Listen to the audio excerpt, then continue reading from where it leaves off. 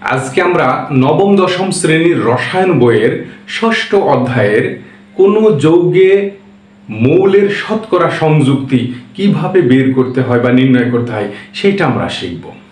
কোনো যৌগে 100 গ্রামের মধ্যে কোনো মৌল যত গ্রাম থাকে তাকে ওই মৌলের শতকরা সংযুক্তি বলে।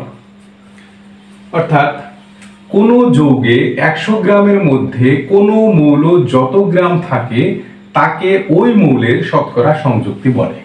এখন শতকরা সংযুক্তি আমরা একাধিকভাবে বের করতে পারি। তার মধ্যে আমরা সূত্র রয়েছে একটি, এই সূত্রটি ব্যবহার করলে সবচেয়ে সহজ হয়। সূত্রটি হচ্ছে কোনো যৌগে একটি মৌলের শতকরা সংযুক্তি ইকুয়াল মৌলের পারমাণবিক ভর ইন্টু পরমাণুর সংখ্যা ইন্টু 100 বাই যৌগের আণবিক ভর, পাশে আমরা একটি শতকরা চিহ্নটা দিয়ে দেব। তাহলে এইটা একটি সূত্রটা যদি আমরা মনে রাখি তাহলে খুব সহজে আমরা যৌগে মৌলের শতকরা সংযুক্তি আমরা বের করতে পারবো। আর শতকরা সংযুক্তি বের করতে হলে আমাদের এখানে কি দিয়ে ভাগ দিতে হচ্ছে? যৌগে এর আণবিক ভর দ্বারা। তাহলে ওই যৌগের আণবিক ভর আমরা আগে বের করে নেব।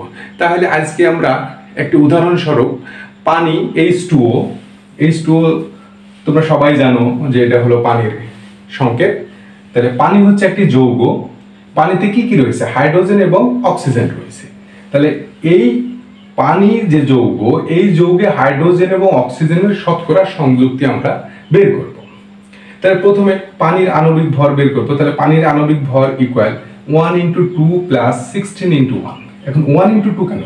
1 হচ্ছে হাইড্রোজেনের পারমাণবিক ভর আর 2 হচ্ছে পানিতে 2টা হাইড্রোজেন রয়েছে অর্থাৎ পরমাণুর সংখ্যা, প্লাস 16 হচ্ছে অক্সিজেনের পারমাণবিক ভর, আর যেহেতু পানিতে একটি অক্সিজেন পরমাণু রয়েছে এজন্য ইনটু 1 ইকুয়াল 2 কে 2 16 কে 16 হয়।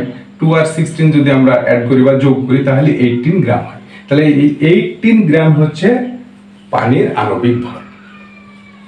এবার হাইড্রোজেনের শতকরা সংযুক্তি ইকুয়াল 1 × 2 × 100 ডিভাইডেড বাই 18%।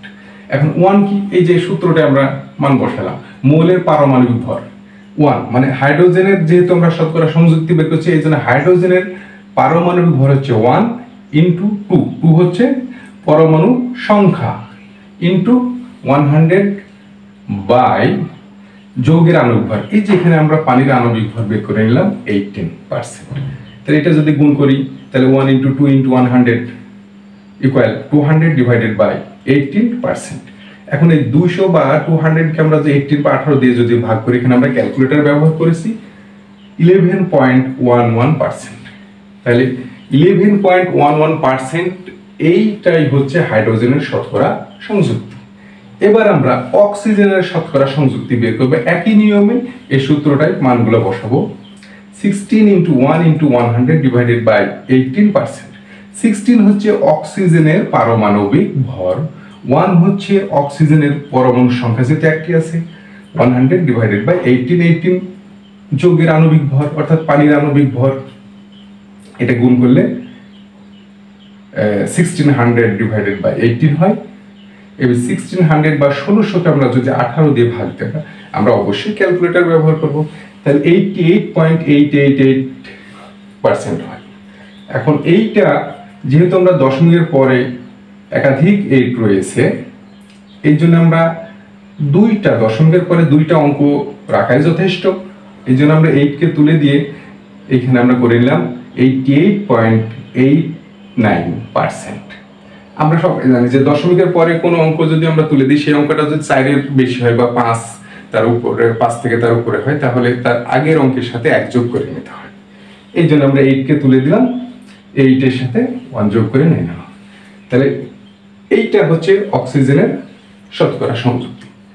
আশা করি তোমরা কোনো যৌগে মৌলের শতকরা সংযুক্তি এই নিয়মে খুব সহজে বের করতে পারবা।